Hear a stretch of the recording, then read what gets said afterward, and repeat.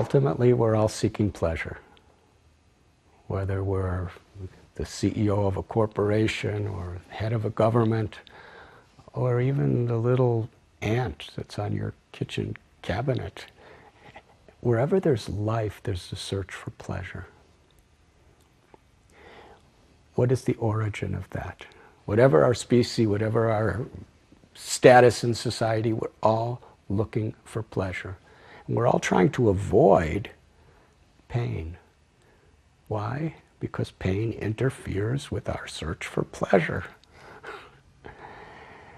Anandamaya Vyashat, it is said in Sanskrit, because the nature of the spirit within us is pleasure.